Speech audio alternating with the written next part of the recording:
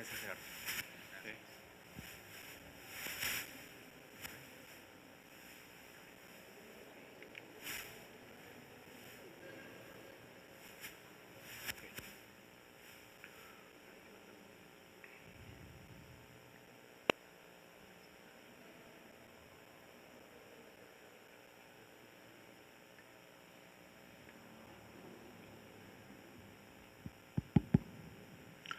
Muy buena noche. La parroquia de Cristo Rey se siente honrada con la presencia de nuestro pastor, Monseñor Faustino Armendáriz. Vamos a recibirlo con un fuerte aplauso.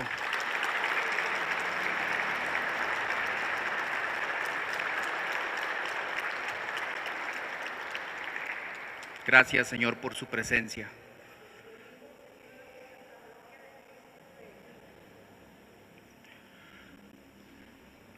Nos complace también en presentar a nuestro querido hermano Edgar Moreno Cervantes, por todos nosotros muy conocido.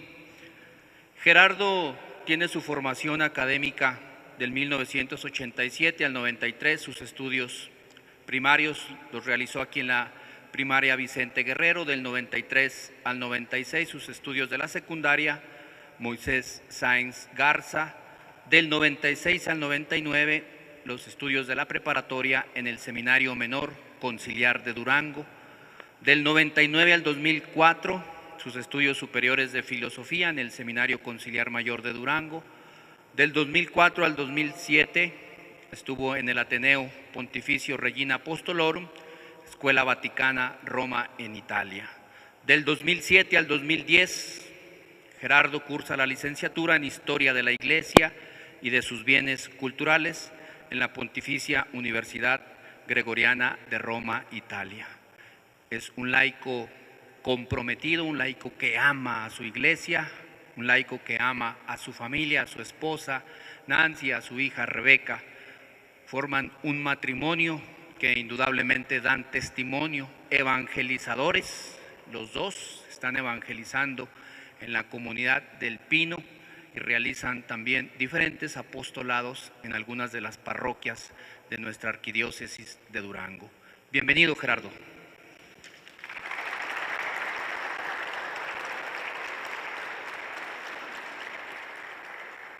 Sin más, esta ponencia, por demás importante en este marco de nuestro novenario, de nuestra solemnidad de Cristo Rey, que tendremos a bien celebrar el próximo domingo. A Gerardo cedemos los micrófonos, nos va a exponer la figura tan importante de este grande pastor, el señor González y Valencia, y también la importancia de él en el movimiento cristero. Adelante.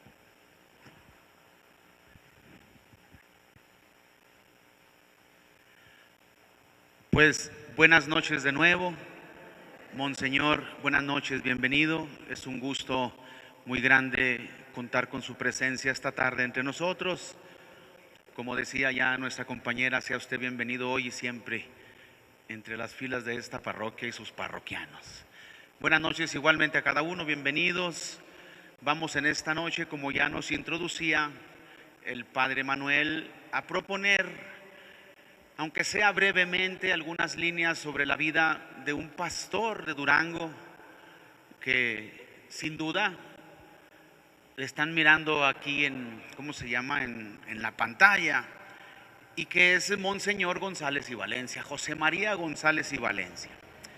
Antes de comenzar cualquier cosa, me gustaría con mucha caridad y con mucho respeto, sobre todo a las personas mayores, preguntarles si lo conocieron, porque yo me he topado en algunas parroquias, sobre todo personas que ya avanzan en edad, que han conocido cuando eran ellas niñas o cuando eran niños, pues a Monseñor José María González y Valencia. Entonces, no sé si aquí entre nosotros haya alguien que recuerde la figura de este arzobispo de Durango o de Monseñor González y Valencia, por allá en los 40, 45 más o menos, que dijera alguien, yo iba a misa y él celebraba. Es muy interesante conocer personas que posiblemente todavía tengan en su memoria la figura de este pastor, porque de que hizo muchas obras, las hizo.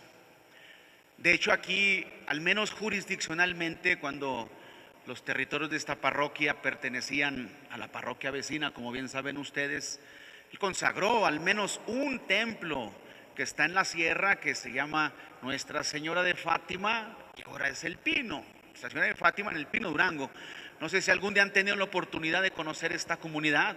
Apenas llegan y en un pilar de la entrada hay una placa de mármol que dice: esta iglesia la consagró Monseñor José María González y Valencia. Quiere decir que de su arquidiócesis estuvo presente Monseñor en muchísimos lados. Así que bueno, pues a nosotros como parroquia ahora no nos es ajena la figura de este Monseñor. Bueno, voy a platicar así muy rapidísimamente cómo es que yo conocí a José María González y Valencia, Monseñor José González y Valencia. Cuando yo tuve la oportunidad de estudiar, recuerdo que estábamos en una comida y entonces el entonces arzobispo don Héctor González le dijo a algunos de los compañeros que estábamos por ahí compartiendo con él, le dijo: tú vas a estudiar tal, tú vas a estudiar tal. Y entonces a mí me dijo: tú vas a estudiar tal, vas a estudiar historia. Y me acuerdo que me preguntó: ¿sí te gusta la historia, verdad? Y yo nomás le contesté: pues ya me está gustando, señor. Pues si no me gustaba, pues a partir de ahorita voy a poner todo mi empeño para que me guste, ¿verdad? Porque normalmente, hermanos, uno tiene la idea de que cuando de historia se trata, el sinónimo es aburrido. ¿Sí me explico? Da sueño. De hecho, la experiencia es muy ilustrativa en este sentido, porque apenas se nos lee la historia de algo, se quiere conocer la historia de algo y no faltamos quien cabecemos por ahí entre las bancas, ¿verdad? Porque hay Dios, fechas, nombres, situaciones. Total, comencé a estudiar esta licenciatura por allá en el año de 2007 y casi al final de los estudios, el mismo señor arzobispo me propuso que hiciéramos la tesis sobre los mártires de Durango. Entonces yo propuse una tesina a propósito de los mártires de Durango y el ejemplar caso de Anacleto González Flores, gran beato que seguramente algunos de ustedes también conocen, del cual también hemos hablado en algunas ocasiones aquí en la parroquia, ¿de acuerdo? Yo lo llamo el gran desconocido porque pocos conocen esa gran figura, ¿verdad? O al menos su legado. Entonces, cuando yo estudiaba para mi tesis, pues obviamente que me topé con la figura de Monseñor José María González y Valencia, y desde el primer momento me impactó no solamente su biografía, sino su figura, su obra y el amor que tuvo por los mártires de la epopeya cristera, particularmente los nuestros, que son los de Durango. Para conocer a Monseñor González y Valencia y poco a poco ir entrando en este tema, pues obviamente que necesitamos preguntarle a él mismo quién es. Yo creo que de Monseñor González y Valencia se ha escrito poco y casi puedo retar a preguntar: ¿quién conoce un libro biográfico al menos de don José María González y Valencia? Quizá uno o quizá ninguno, ¿verdad? Y entonces, pues la pregunta es: ¿cómo conocerlo? ¿A quién le preguntamos? ¿En dónde vamos a sentarnos para estudiarlo? Y por eso, pues yo creo que lo mejor es preguntarle a él, porque producción literaria tuvo muchísima. Creo que esta conferencia, padre, tiene que ser muy breve, sobre todo porque abarcar la totalidad de lo que Monseñor fue, pues para este ratito es imposible. Y entonces tendríamos que tocar solamente algunos puntos y limitarnos a conocer quién fue José María González y Valencia. Y en segundo lugar, pues echarnos un clavado en el océano inmenso de sus escritos a propósito de la Revolución Cristera o la epopeya cristera. Y entonces decir después: ¿y luego? Y luego responder nosotros: pues hacemos otra conferencia, ¿verdad? Y volvemos a platicar sobre Monseñor y lo seguimos conociendo, porque pues obviamente que ha sido uno de los grandes personajes, no solamente de la Revolución Cristera o epopeya cristera, sino de nuestra arquidiócesis, como todos los obispos y arzobispos que hemos tenido. creo yo que en la historia muy particular de Durango podemos registrar una bendición muy grande entre los pastores que nosotros hemos podido contar entre nuestras filas. A este respecto recuerdo aquellas palabras: pastores dabo vobis, os daré pastores, decía nuestro Señor. Y si nosotros pensamos en la historia de nuestra arquidiócesis, de nuestra diócesis, primero 1620 hasta nuestros días, no nos ha faltado jamás un obispo o arzobispo que esté presente entre nosotros. Pues hoy destacamos un poquito la figura de Monseñor José María González y Valencia, ¿de acuerdo? Y pues después de esto tendrán ustedes que interesarse por continuar conociendo esta figura y muchas figuras más, ¿de acuerdo? Fíjense bien cómo le vamos a hacer, ¿eh?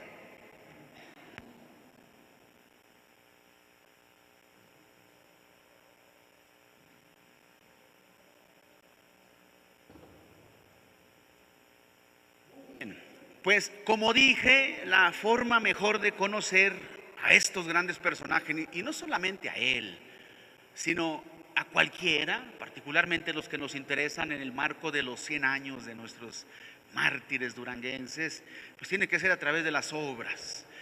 Y Monseñor José María González y Valencia de eso escribió muchísimo.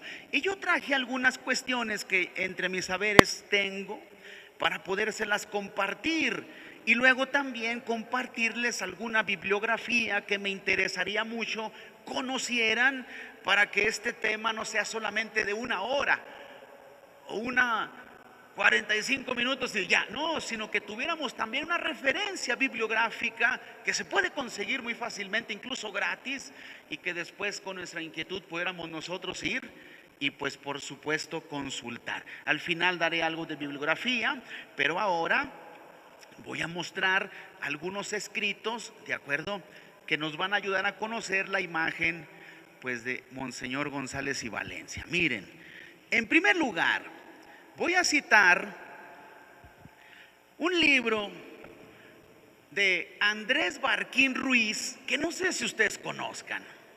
Ya saben que hay que decir que sí, aunque no, ¿de acuerdo? Al cabo de todos modos se los voy a decir, y entonces al menos así tenemos todos la misma conciencia, ¿no?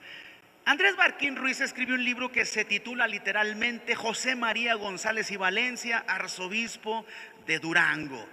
Esta edición es de 1967. Lo bonito de este libro, lo hermoso de este libro es que el maestro Andrés Barquín Ruiz no solamente va relatando la vida de Monseñor, sino que expone los documentos originales que Monseñor escribió, y junto con él otros arzobispos y obispos de México durante el periodo de la epopeya cristera. Entonces, en este manual, dirán ustedes, antiguo, por supuesto, que habrá que actualizar, por supuesto, que habrá que escribir otros, por supuesto, pero por lo pronto este manual, más allá de las palabras del maestro Andrés, encontramos las pastorales de Monseñor González y Valencia tal como las escribió. Entonces vamos a tomar de este manual algunas situaciones que yo literalmente les voy a leer para que sea el mismo don José María González y Valencia quien nos hable en esta tarde. Obviamente descubriremos en estas lecturas el carácter de Monseñor José María González y Valencia, carácter fuerte, un carácter acorde a la verdad del Evangelio. Y sin más, comencemos. Lo primero que les voy a mencionar es una pequeña autobiografía que él mismo escribe de sí mismo. Y dice así. Dice el maestro Andrés Barquín Ruiz: aquel mismo José María González y Valencia escribió sobre sí mismo las siguientes palabras, y leo, es un parrafito muy chiquito, dice: nací en Cotija de La Paz, del estado de Michoacán. Ya nos informa mismo Monseñor el lugar de nacimiento, no era de Durango, sino que era de ¿dónde? Cotija de La Paz, Michoacán. Y continúa: el 27 de septiembre de 1884, lo cual me da mucho gusto porque es la víspera de mi cumpleaños y por eso no se me olvida, ¿verdad? Entonces cada vez que se acerca me acuerdo del nacimiento de Monseñor González y Valencia. Los estudios de instrucción primaria y parte de los de preparatoria los hice en mi ciudad natal, en el colegio de San Luis Gonzaga. Fui alumno del seminario de Zamora 4 años y 6 del colegio Pío Latino de Roma. A mi regreso de Roma estuve 7 años en el seminario de Zamora como profesor. Estuve 2 años ayudando al señor cura de mi tierra en el ministerio y 3 de párroco en la parroquia de Peribán del obispado de Zamora. ¿De acuerdo? Pues de estos datos biográficos inmediatamente lo que nos puede interesar así rápido es de dónde era, ya dijimos de Michoacán, y que antes de ser trasladado a la sede de Durango, él estaba como párroco en Peribán, parroquia de Peribán. Esto será muy interesante porque él mismo hablará de su antigua parroquia en algunas otras partes y ojalá que tuviéramos tiempo para mencionar la importancia precisamente de esa parroquia. Sin más, obviamente los biógrafos nos hablan de cuando fue maestro del seminario, fue también director espiritual, después fue auxiliar en el cabildo de la Catedral de Zamora, etcétera. Vamos a brincarnos todas estas cosas para llegar inmediatamente al momento en que es obispo titular de Ciunia y auxiliar del arzobispo de Durango. ¿De acuerdo? Rápidamente encontramos pues que este personaje, lo dirá más adelante un monseñor de Durango, Plancarte y Gartúa, que era de un talante grande, de un ingenio profundo, de una inteligencia audaz, pues obviamente fue escalando en la jerarquía también y llegó hasta Durango. Dice así: a principios del año de 1922 fue elevado a la dignidad electoral, no alcanzando a tomar posesión de este nuevo cargo por haber llegado en los primeros días de marzo la noticia faustísima de que la Santa Sede preconizaba al joven provisor de Zamora, obispo titular de Ciunia y auxiliar del ilustrísimo señor Mendoza, arzobispo de Durango. El nuevo obispo contaba entonces 38 años de edad, no cumplidos, lleno de santo temor, pero poniendo toda su confianza en el Señor, que le cargaba con la cruz del episcopado. En 4 de marzo aceptó el nombramiento hecho por su santidad Pío XI. Pues aquí tenemos otra fecha importante. ¿La notaron? ¿Cuál fue? El 4 de marzo. Lo nombran auxiliar del obispo de Durango. Ahí vamos completando la biografía, aunque sea sucintamente, de monseñor, ¿de acuerdo? Fíjense bien, un dato interesante. En Durango fue muy bien recibido por su antiguo rector, el señor arzobispo Mendoza. Fue muy bien recibido por el venerable cabildo, clero y fieles de la arquidiócesis, llegando a su nueva residencia en julio de 1922. En su cargo de obispo auxiliar se entregó inmediatamente a las correspondientes labores. Practicando la santa visita pastoral, recorrió en poco tiempo una gran parte de la extensa arquidiócesis. Pues luego, llegando a Durango y trabajando como auxiliar de este obispo, de acuerdo al señor Mendoza, Francisco Mendoza, recorre la arquidiócesis y por supuesto, pues que la va conociendo. Miren, obviamente ya para estas fechas tenemos que hacer un paréntesis. Creo que a nadie se nos escapa de que la situación religiosa en México estaba pues tensa ya. Recuerden ustedes que más o menos para el 1926, más bien para el 1926, encontraremos algunas leyes como aquí la de ley Calles, la ley Iglesias, la ley Juárez, la desamortización de los bienes eclesiásticos, ¿cómo se llama? La reforma a los artículos de la Constitución, particularmente el 130, el 4, y entonces la situación estaba ya complicada, aquí no solamente en Durango, sino también en la República. Y entonces los obispos se pronunciaban ante tal situación. Y por supuesto que, como sabemos, esta situación definitivamente concluye en la epopeya cristera, pacífica al principio y que después tomó, pues ahora sí que el asunto bélico o el de las armas. Por eso cuando llegó a Durango, pues su obispo, ¿de acuerdo? Su obispo, Monseñor Francisco Mendoza y Herrera, tenía la situación a flor de piel. Y entonces Monseñor González y Valencia le aprende también a su obispo la forma de estar, lo digo con esta palabra, en protesta sana contra aquellas leyes que el gobierno entonces emitía. Fíjense bien, por ejemplo, leo nada más un detalle del mismo obispo Francisco Mendoza a propósito de alguna reforma que se iba a hacer al artículo 130 para que vean cómo estaban las cosas. Esto es de su obispo auxiliar, perdón, de su obispo titular, no de don José María González y Valencia.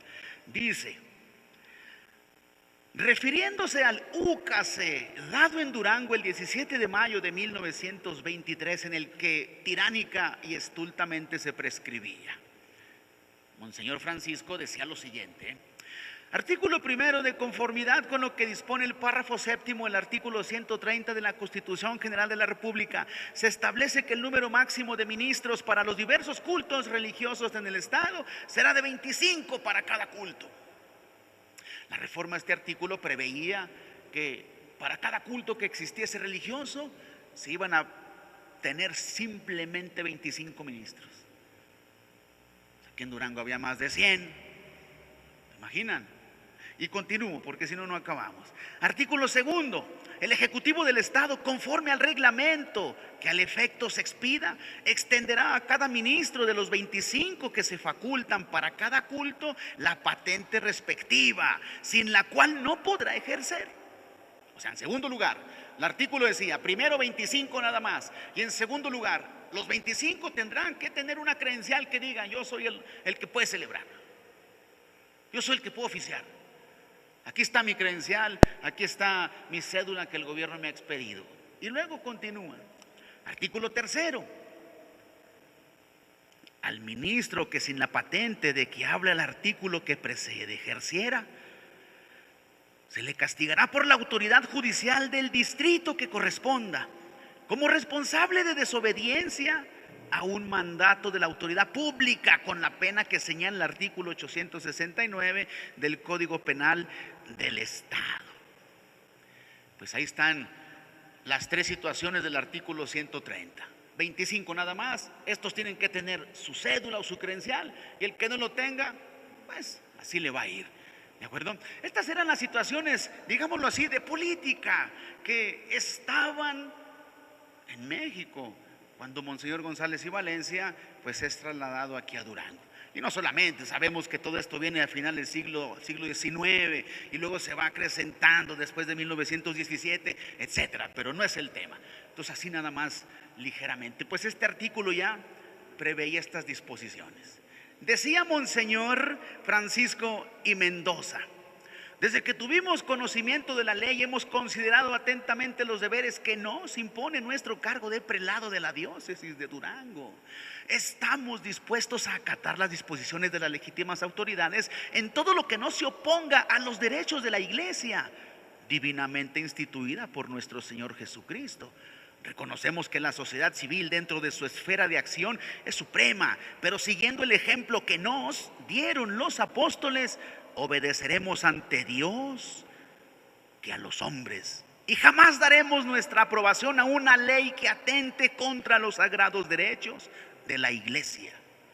Por lo tanto, la publicación de esa ley nos impone la imprescindible necesidad de protestar contra ella y de prohibir el ejercicio de su ministerio a todos los sacerdotes, en caso de que se llegue a reglamentar y a hacer efectiva. Fíjense cómo concluye. Nosotros, queriendo evitar todas las consecuencias que traerá consigo la publicación de esa ley, suplicamos atentamente al señor gobernador mediante una carta que se sirviera a tener en consideración que no nos sería lícito ceder y que por lo tanto el orden de nuestro estado sufriría forzosamente algún trastorno. Protestamos de nuevo contra la ley y declaramos que, obligados por la conciencia y por nuestros deberes pastorales, tomaremos las medidas que en tales casos estamos obligados a dictar los que como obispos gobernamos la Iglesia de Dios. No hay pues en nosotros ningún deseo de oponer dificultades a nuestro gobierno, sino que por el contrario, animados de las mejores intenciones, queremos que nuestros gobernantes tengan muy en consideración los derechos de los gobernados y también los de la Iglesia, y así todos podamos caminar unidos para restablecer la paz en nuestra patria. Decía Monseñor Francisco y Mendoza: por favor, nosotros no podemos aceptar una ley tal, una reforma al artículo tal, porque nos veríamos obligados. Tendríamos que tener una justa media, en pocas palabras. Todo eso lo iba sabiendo Monseñor González y Valencia. Todo eso lo iba aprendiendo Monseñor González y Valencia. ¿De acuerdo? Por eso tuvo un gran maestro. Fíjense bien. Esto a propósito de su arzobispo, don Francisco Mendoza y Herrera. Ya para no ahondar en tantas cosas, vamos directamente a lo que corresponde a nuestro biografiado del día de hoy. Para conocerlo, fíjense bien, les voy a compartir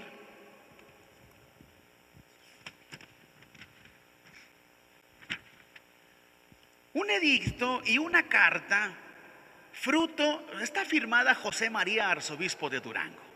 Por ejemplo, este edicto es del 22 de julio de 1924, obviamente él ya siendo arzobispo de la ciudad, ¿de acuerdo? Y en este edicto, José María González y Valencia, arzobispo de Durango, el venerable clero y fieles de la diócesis, hace la consagración de la arquidiócesis al Espíritu Santo. En la otra carta que les quiero mostrar, un edicto cuaresmal, de los que él mismo escribía y luego mandaba imprimir y luego mandaba que se colgaran en las puertas de las parroquias para que los fieles los leyeran. Y a partir de aquí creo yo que comenzaremos a conocer todavía más profundamente pues a nuestro don José María González y Valencia.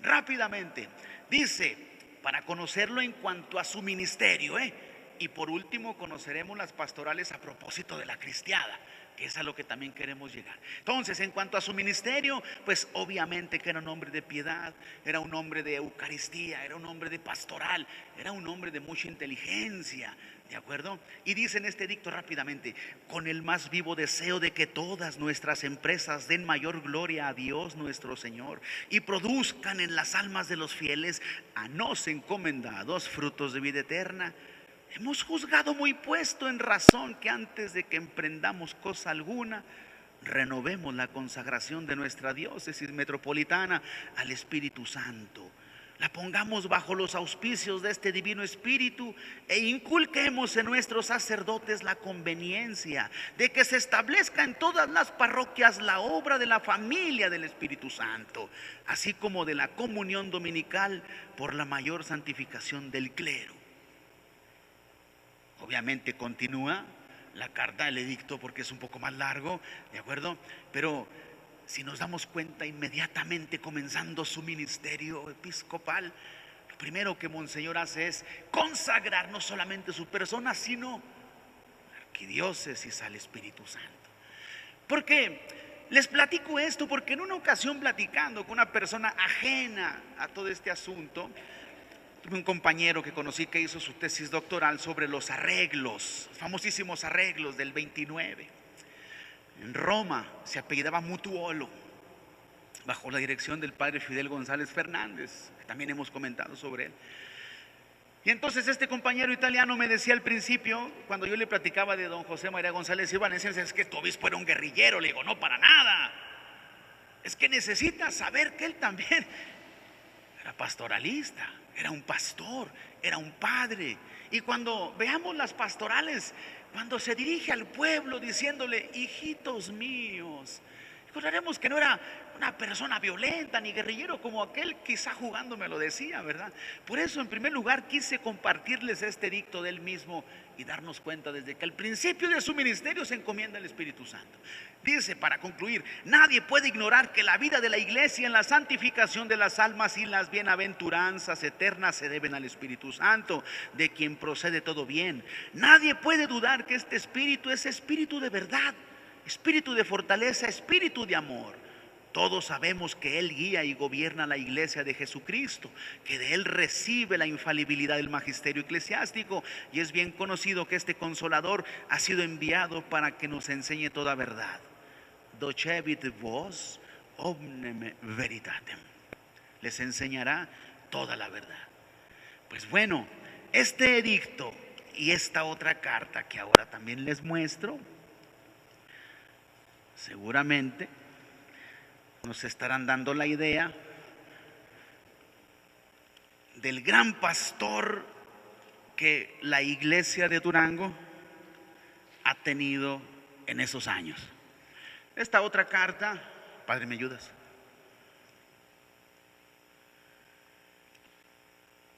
Fechada en el año 39, ¿de acuerdo? Es un edicto pastoral, perdón, es un edicto cuaresmal. Y estos edictos que escribía Monseñor, como dijimos, pues mandaba imprimirlos, estamparlos en aquel entonces y entonces colgarlos en las puertas de las parroquias y los fieles los leían. Y quiero leer algunos pedacitos del contenido, ¿de acuerdo? De esta carta pastoral, particularmente para Cuaresma, ¿de acuerdo? En la que encontraremos también esa solicitud del pastor que era José María González y Valencia. Ya terminando de leer algunos puntos de esta carta, pasaremos a las dos pastorales para ir concluyendo rápidamente, que hablan a propósito de la epopeya cristera. ¿De acuerdo? Gracias, Padre. Dice: no han pasado muchos días desde aquel en que en una pastoral colectiva les dirigíamos nuestra palabra para exponer la doctrina de la iglesia. En ese documento les recordamos los principios en que se basa la solución dada por la iglesia a la cuestión que tanto preocupa en nuestros tiempos, a los pueblos, es decir, la cuestión social. Dice Monseñor: uno de esos principios es el fin del hombre, que fue criado para amar y servir a Dios y así conseguir su eterna felicidad. Solo dentro de un orden social cristiano no se presenta al hombre ningún obstáculo para conseguir su último fin, sino que antes todo en él presta ayuda. Ahora bien, el orden social cristiano se ve amenazado hoy por peligros tan grandes como son el comunismo y el socialismo. Hago un paréntesis y llamar a nuestra mente, inteligencia, a decir: ¿cuáles serán los de ahora?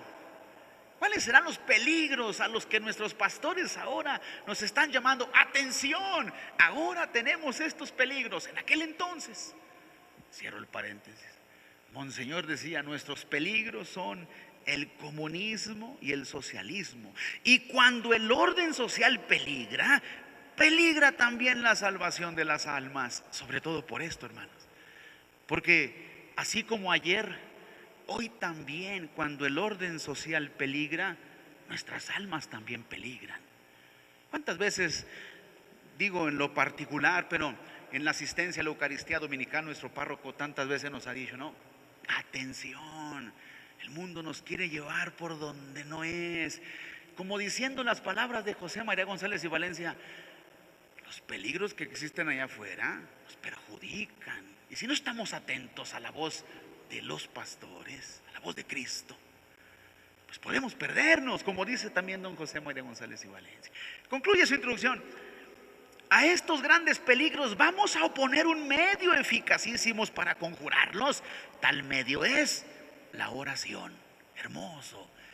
José María González y Valencia, espero que nos demos cuenta de este contraste, porque en aquellas pastorales, cuando habla a los cristeros, pues sí, parece un guerrillero, obviamente, ¿no? Pero aquí es todo un pastor, todo amor, diciendo: ante todo el peligro que pueda representar para nuestra salvación, para nuestra alma, está la oración. Y lo dice en tiempo de Cuaresma, donde sabemos que ayuno, oración y penitencia pues son los preceptos que el cristiano tiene. Muy bien. A la oración ha acudido la iglesia en sus grandes trances, y a la oración acude el hombre para vencer en las grandes batallas del espíritu. Velad y orad, dijo nuestro Señor, para no caer en la tentación. Y así como los individuos, así también las sociedades deben vigilar y orar para no caer. ¿Qué fuera del mundo si no es por la oración? La misma iglesia, ¿cómo se sostendría si no fuera por la oración? La iglesia no cesa de orar. Con la oración ella detiene la justicia de Dios, y con la oración alcanza para los hombres toda clase de bendiciones. Por lo dicho, carísimos, entenderéis que urgente es la necesidad que tenemos de orar, más cuando tantos peligros nos rodean, y sobre todo cuando el mundo pretende envolvernos en las tinieblas de sus negaciones y en el materialismo de las costumbres. que más peligra y lo que más nos duele es la juventud. ¡Wow! Pareciera que Monseñor José María González y Valencia está hablando de nuestros tiempos de ahora, ¿no? Los peligros que ahora también nosotros vivimos se vivían entonces.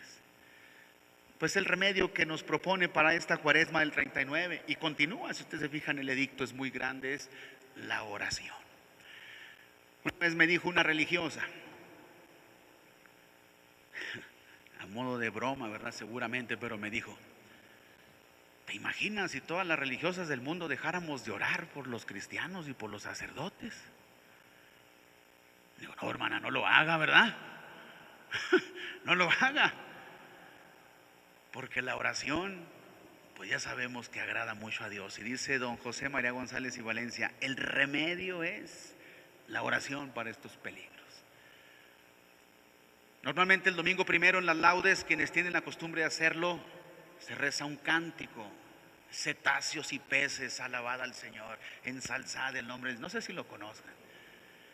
En ocasiones, cuando tengo la oportunidad de rezarlo, ese es otro paréntesis, me digo a mí mismo: Señor, permíteme rezar este cántico con mucha devoción, porque seguramente le pides a los cetáceos, a las nubes, a los rubores, a la lluvia, a la nieve, que te dé gracias y gloria, porque a lo mejor a mí se me olvida rezar, porque a lo mejor mi oración es imperfecta. Bueno, este paréntesis para unirnos a estas palabras y decir: la oración ante los peligros que el mundo nos ofrece. Ojalá tuviéramos la oportunidad de leer todo el decreto, este edicto cuaresmal. Concluyo nada más con uno de los últimos puntos. Dice al final: que no les detengan para orar, carísimos hijos, las dificultades, las tentaciones, las arideces que se suelen sufrir en la oración. Nada de todo esto les quita su valor. No estiméis vuestra oración por el gusto que en ella sintáis, sino por la voluntad con que oréis. El tiempo de cuaresma es tiempo de oración y también de mortificación y de otras buenas obras. Orad perseverantemente, orad atentamente, orad y pedid a nuestro Señor vuestra propia salvación y la salvación de todas las almas. Orad también para que Dios nuestro Señor conceda al mundo la paz que tanto necesita, pero no la paz que dan los hombres, sino la paz que da Cristo. Por lo tanto, disponemos lo siguiente. Primero, que en cuaresma se predique sobre la oración y se enseñe a los fieles a orar. Segundo, que a lo menos por 5 días se den ejercicios en todas las iglesias parroquiales y además en los templos de la ciudad episcopal. Tercero, que se prepare a los fieles para cumplir con los preceptos de confesión y comunión anuales. Cuarto, que se insista en la obligación que tienen los fieles de asistir todos los domingos y días festivos al santo sacrificio de la misa, y que igualmente se insista en llamar la atención de los padres de familia sobre la obligación que tienen de llevar a sus hijos al santo sacrificio de la Eucaristía. Punto. Firma José María, arzobispo de Durango. Bueno, bellísimo, las palabras de un pastor, las palabras de un arzobispo duranguense que incluso en medio de tantas situaciones políticas adversas, de persecución, aunque esto ya fue del 39, pues invita a sus hijos pastoralmente a no sucumbir ante la tentación y más bien a orar. En todos los edictos que él publica de cuaresma, incluso en algunas de sus pastorales, llama la atención que siempre insiste en lo siguiente. Lo repito: que los padres de familia tengan la obligación de llevar a los hijos al sacrificio de la misa. Si tuviéramos la oportunidad de leer estas pastorales o estos edictos o los escritos, pastoralmente hablando, encontraremos que él siempre dice que los padres de familia no se olviden de los hijos, que los lleven, que les digan, que les enseñen, que los acompañen. Siempre lo dice.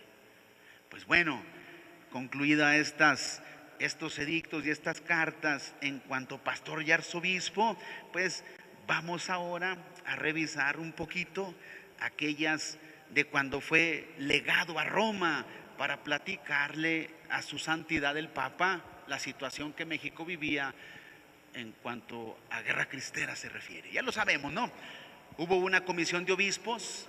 Me acuerdo que los señores obispos de México dijeron: necesitamos informar al Papa, ¿a quién mandamos? Y eligieron a 2, al de San Luis Potosí y al de Durango.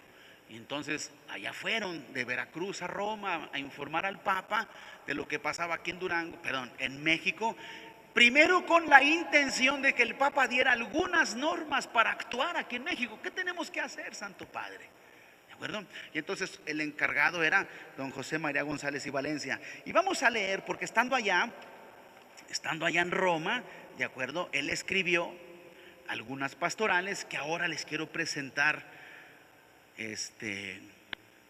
a propósito. Permítame solamente un segundo. ¿Vamos bien o no? ¿Seguros? O si quieren ahí le dejamos, Dicen en Zacatecas, digan bien, ¿verdad? Bueno, regáleme un segundo entonces, permítame encontrarlas y luego ya vamos a pasar a su lectura porque son preciosas, preciosas, preciosas, preciosas.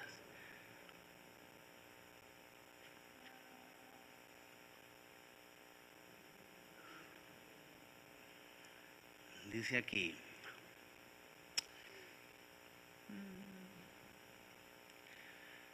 su destacada personalidad hizo precisamente que en 1925, cuando la tiranía revolucionaria había dado abundantes demostraciones de arremeter sistemáticamente en forma violenta y sanguinaria contra el catolicismo en México, los prelados de la jerarquía católica, nuestra patria, pusieran los ojos en Monseñor González y Valencia para confiarle la delicada misión de que fuera a Roma para informar de la realidad de la persecución y recabar de la santidad de Pío XI instrucciones precisas para librar la batalla en defensa de la libertad de la Iglesia. El licenciado Eduardo Correa escribe lo siguiente. Hay una nota interesante que dice el autor Andrés Barquín Ruin, que no era de muy agrado de Monseñor González y Valencia, pero de todos modos escribió algo y dice así: Monseñor de la Mora no había hecho aún su visita ad limina apostolorum, aprovechándose esta circunstancia, la conveniencia de enviar a Roma una comisión de prelados que expusiera a su santidad la situación exacta de la Iglesia en México y le informara de la situación del episcopado en tan difíciles circunstancias, se pensó que la integraran el obispo de San Luis, concediéndose su prudencia, su talento y su prestigio, y el señor arzobispo de Durango, poseedor de excelentes dotes y que tenía relaciones y conocimientos con los principales funcionarios del Vaticano, quien la presidió atendiendo a su jerarquía. Por lo tanto, el 10 de octubre de 1925, Monseñor deja su diócesis para marcharse al extranjero. Obviamente llega primero a México, visita la Basílica, de México llega a Cuba, ¿de acuerdo? Y ahí está unos días y de Cuba parte para Roma, ¿de acuerdo? Entonces lo tenemos allá en el año de 1925.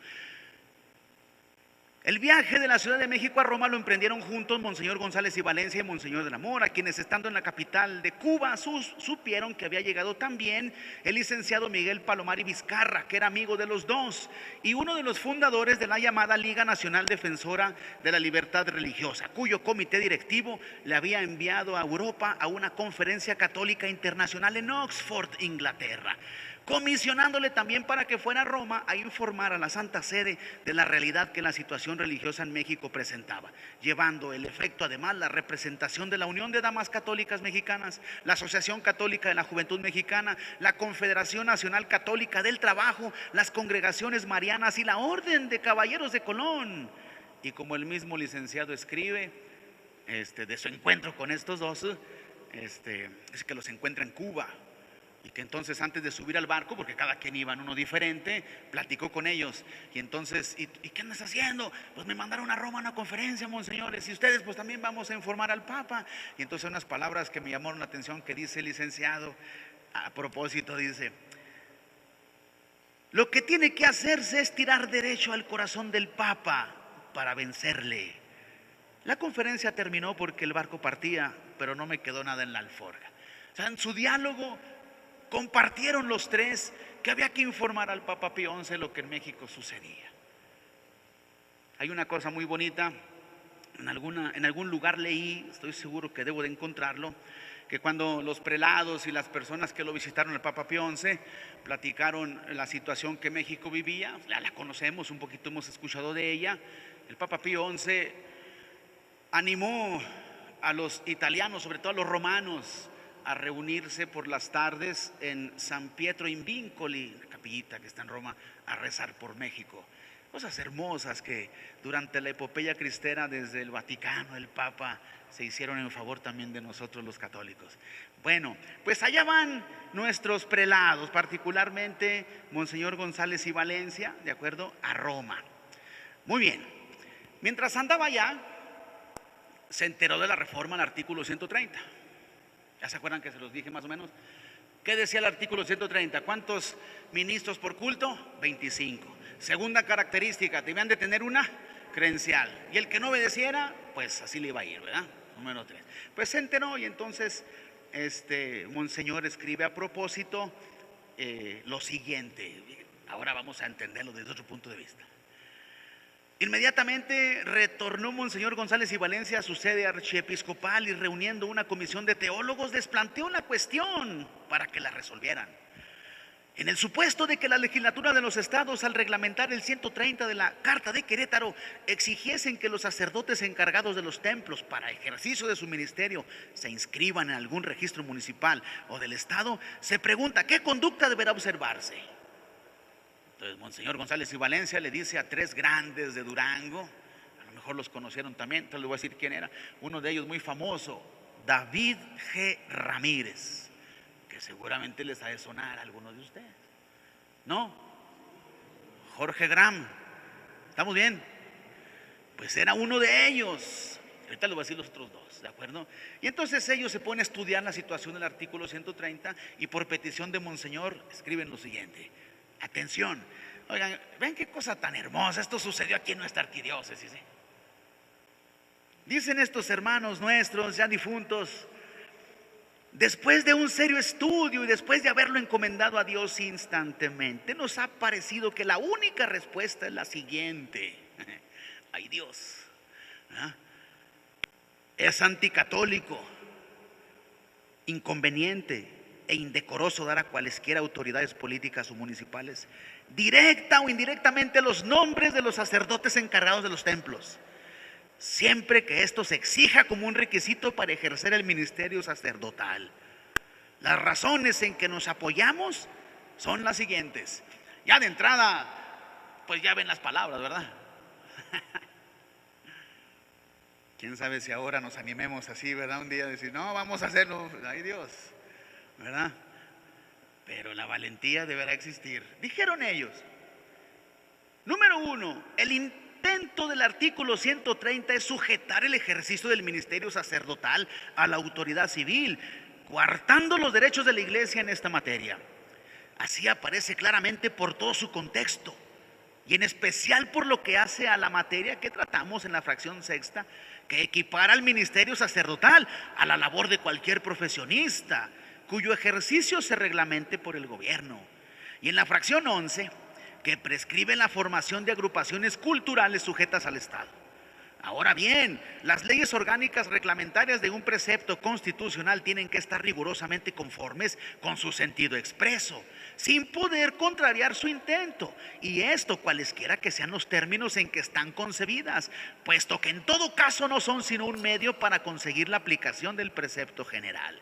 Siendo esto así, quien se sujete a la ley que exige la presentación del sacerdote ante la autoridad civil, con ese solo hecho da a conocer que acata dicha subordinación del ministerio eclesiástico a la autoridad temporal, lo cual no puede hacerse sin mostrar manifiestamente la conformidad práctica con las proposiciones condenadas en el sílabus. Como se ve, estas razones valen cualquiera que sea la forma en que se haga la inscripción, por sí o por otra persona, en unos términos o en otros. Porque si dicha inscripción la exige la autoridad civil como una condición indispensable para ejercer el ministerio, quien pone esa condición ipso facto subordina el ejercicio del ministerio al arbitrio de las autoridades. Ni vale decir que la fórmula con que el sacerdote responda a la autoridad civil pueda ser en sí misma buena o indiferente, y que él no intenta el fin malo de la ley, sino el bueno de evitar grandes males. Porque atendiendo al conjunto de circunstancias que rodean el hecho, el sentido de la respuesta que dé el sacerdote a la interpelación de la autoridad no depende de su buen deseo personal, sino del intento de la misma pregunta, que según lo dicho es sujetar el ministerio espiritual al arbitrio de las potestades temporales. En resumen, decían estos grandes teólogos, Pues no se puede. No se puede. Ni vamos a hacer 25, ni tampoco nadie se va a inscribir, y ni tampoco nadie va a ser perseguido. Y si lo es, pues bendito Dios, ¿verdad? Y más abajito acuérdense que decía, y si alguno dijera, no, pues yo nomás fui, pero no era de veras, dijo, de todos modos, cae en una inconsistencia. Esto me recuerda dentro de la historia de la iglesia, cuando se estudia el período de la historia de la iglesia antigua, el contexto de las persecuciones, sucedió una situación similar. Esto no es nuevo, fíjense. En el año 250 gobernaba en Roma un emperador que se llamaba Decio. Y Decio, el emperador Decio, persiguió a los cristianos. Una persecución violenta también. No tanto como la de Diocleciano, pero violenta de todos modos. Y lo que pedía el imperio para los cristianos de entonces eran, pues, sacrificar a los dioses paganos. ¿De acuerdo? Y entonces, ¿quién lo hacía? Le daban un libelo. Tenga, pues usted ya sacrificó, le daban una, fírmele ahí. ¿De acuerdo? Y a estos se les llamaba lapsi. Y los que ofrecían incienso se les llamaba turiferati. Pues bueno, lo habrán hecho por miedo, lo habrán hecho por lo que ustedes quieran, pero lo hicieron. En este tiempo, cuando cesó la persecución de Decio, los que habían sacrificado, ¿qué creen que hicieron? Los que habían renegado, ¿qué creen que hicieron? Pues pidieron ser readmitidos al cristianismo. Y entonces hubo una situación muy interesante, sobre todo con San Cipriano, ¿de acuerdo? Sobre si habría que readmitirlos o no a los que habían renegado. Porque delante de estos turiferati o lapsi estaban los confesores que habían muerto por decir cristiano hasta el final. Bueno, pues yo recuerdo esta persecución de cristianos cuando leo precisamente esta reformulación al artículo 130, porque seguramente creo yo que a algunos sacerdotes sí les dio miedo. Y entonces dijeron, ay Dios, pues vamos o no vamos. Al menos de Durango, pues sabemos que murieron mártires, San Luis Batis, por ejemplo, ¿verdad? Manuel Morales, grandes mártires, pero de otros lados, a lo mejor el miedo les podía ganar. Por eso los teólogos decían, pues de una forma u otra, si lo hacen, no está bien hecho. ¿De acuerdo? Bueno, pues quien firmó esta gran erudición teológica fue, fíjense bien, el chantre José Chávez, Alfredo Méndez Medina, Miguel Guizar Morfín y David G. Ramírez, que como dijimos, ya conocido incluso secretario de Monseñor González y Valencia. Bueno, Monseñor González y Valencia hizo imprimir y distribuir el dictamen con esa aprobación suya y lo reeditó el heroico Monseñor José Amador Velasco y Peña, obispo de Colima. Esto para que de aquí mismo de Durango, ¿de acuerdo? Todo íntegro el texto se llevó también a otras diócesis. Bueno, por último,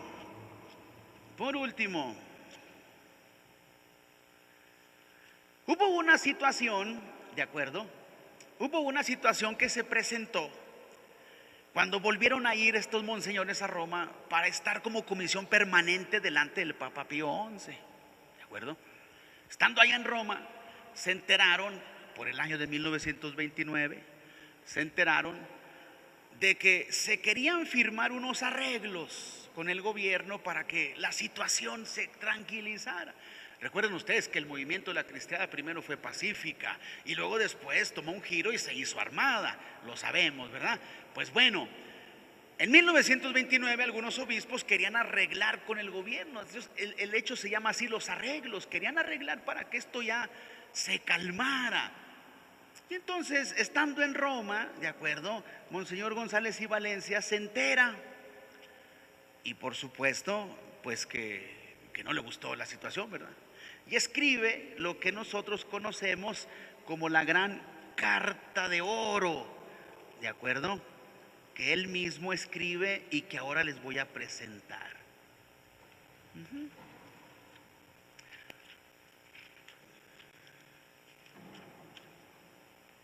Dice así: Con profunda tristeza hemos leído las declaraciones publicadas últimamente en periódicos de los Estados Unidos que se dice han sido hechas por vuestra ilustrísima, unas en Guatemala y otras en esa nación, en contra de los generosos defensores de la libertad religiosa, y algunos favorables al perseguidor de la iglesia Calles. Sabemos que esas declaraciones han inundado de amargura y sembrado el desaliento entre nuestros buenos católicos, que con tanto heroísmo están ofreciendo los más grandes sacrificios, pues no temen los trabajos propios, la ruina de sus intereses, el hambre de sus hijos, y dan la sangre y la vida por cumplir un santo deber, el de reconquistar la libertad de la iglesia, la libertad de cumplir con la conciencia y con Dios. Abrigamos todavía alguna esperanza de que tales declaraciones no sean auténticas, pero si por desgracia lo fueran, creemos que es deber nuestro de conciencia hablar con santa franqueza a nuestro amado hermano. Esta es una carta que Monseñor González y Valencia dirige a un prelado, Monseñor Mora, ¿de acuerdo? Y le dice: oiga, Monseñor, pues ojalá que no sea cierto lo que anduvo diciendo en Guatemala y ahora que está ya en Estados Unidos, ¿verdad? Pero si es así, pues ¿en dónde queda el esfuerzo de los mártires? ¿En dónde queda la vida que están entregando, los trabajos que han perdido, el hambre que están pasando? Ese es Monseñor González y Valencia. En ese sentido, ¿de acuerdo? En ese sentido, porque continúa la disputa, y en ese sentido, posteriormente escribe Monseñor González y Valencia la hermosísima pastoral llamada de Puerta Flaminia.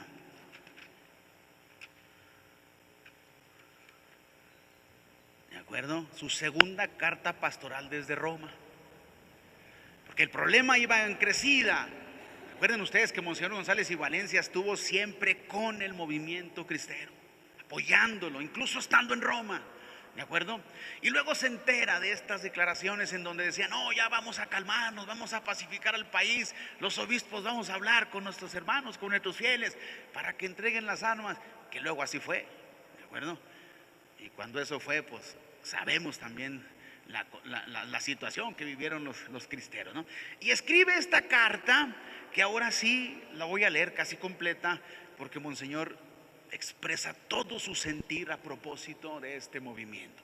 Hay unas palabras que son hermosas, hay unas palabras de pastor, de padre, de un obispo que acompaña de la mano a sus fieles de Durango y a sus católicos de México. Esta es la segunda carta pastoral que él envía desde Roma, ¿de acuerdo? Y con el contexto que les platico de saber que se estaban ideando en México los arreglos famosísimos del 29, y dice lo siguiente: hemos sabido, venerables hermanos y muy amados hijitos, vean, hermoso, ¿no? Que te digan hijito, que tu obispo te diga hijito, en un problema, en lo que vivía Durango en ese entonces, en lo que vivía México, había muertos, había mártires, había sangre. En otras pastorales lo encontramos leyendo: se ha regado la sangre por las calles, en un contexto de cristiada, por ponerlo en esta palabra, ¿no? Y que el obispo les diga: hemos sabido, venerables hermanos y muy amados hijitos, que los insistentes rumores de un posible arreglo entre el episcopado mexicano y el gobierno perseguidor, no fundados en la efectiva derogación de las leyes, han angustiado horriblemente vuestro corazón, añadiendo una nueva pena a las incontables que estáis padeciendo. Esto se lo está diciendo a los de Durango, Vuestro instinto cristiano, sin necesidad de hacer grandes reflexiones, les hizo sentir repugnancia e indignación al mirar una vez más al lobo rapaz tomar la piel de oveja y acercarse a los prelados, representantes de los apóstoles, para conmover con fingida dulzura a quienes no pudo conmover con rugidos espantosos. Bellísimo. Y temisteis que los falsos profetas enviados por el perseguidor hiciesen doblegar a vuestros prelados con vanas y engañosas ofertas. Pero temisteis sin fundamento. Fíjense, temiste sin fundamento. ¿Qué no se acuerdan las palabras de nuestra pastoral colectiva del 25 de julio de 1926, cuando ordenábamos la suspensión de los cultos? Ahí decíamos, hablando de las leyes persecutorias: ante semejante violación de valores morales tan sagrados, no cabe ya de nuestra parte condescendencia ninguna. Sería para nosotros un crimen tolerar la situación, y no quisiéramos que ante el tribunal de Dios nos viniese a la memoria aquel tardío lamento del profeta: ay de mí, ¿por qué callé? Esto está muy fuerte, ¿eh? Por esta razón, siguiendo el ejemplo del sumo pontífice, ante Dios, ante la humanidad civilizada, ante la patria y ante la historia, protestamos contra ese decreto, contando con el favor de Dios y con vuestra ayuda. Así trabajaremos para que ese decreto y los artículos antirreligiosos de la Constitución sean reformados, y no cejaremos hasta haberlo conseguido. ¿Y creéis que íbamos a olvidar esas palabras y a tener hoy por aceptable lo que ayer tuvimos por indigno? ¿No os recordáis que el mismo sumo pontífice nos enviaba un mensaje en que decía: Santa Sede condena la ley, a la vez que todo acto que signifique o pueda ser interpretado por el pueblo fiel como aceptación o reconocimiento de la misma ley? ¿Y creéis que nosotros, los prelados mexicanos, que nos hemos abandonado en brazos del Papa y que nos gloriamos de obedecer sin discutir sus disposiciones, íbamos a pasar sacrílegamente sobre semejante condenación pontificia? ¿No recordáis que a raíz de la suspensión del culto, un día en que circuló rumor de arreglos que dejaban en pie las abominables leyes persecutorias, el sumo pontífice nos cablegrafió diciendo que nos mantuviéramos en la actitud asumida y alabada por todo el mundo? De entonces acá el furor de los perseguidores no ha tenido límite. Atención. La sangre de los cristianos ha corrido a raudales, mezclada la de los sacerdotes con la de los jóvenes, la de las doncellas con la de los ancianos. Sangre bendita que hizo brotar por todas partes cristianos nuevos, rejuvenecidos, valerosos, invencibles. ¿Y creéis que después de tanta sangre y de tantas lágrimas, de tantos heroísmos y de tantos sacrificios, íbamos a ser nosotros los que cerráramos las puertas a la plena victoria de Cristo?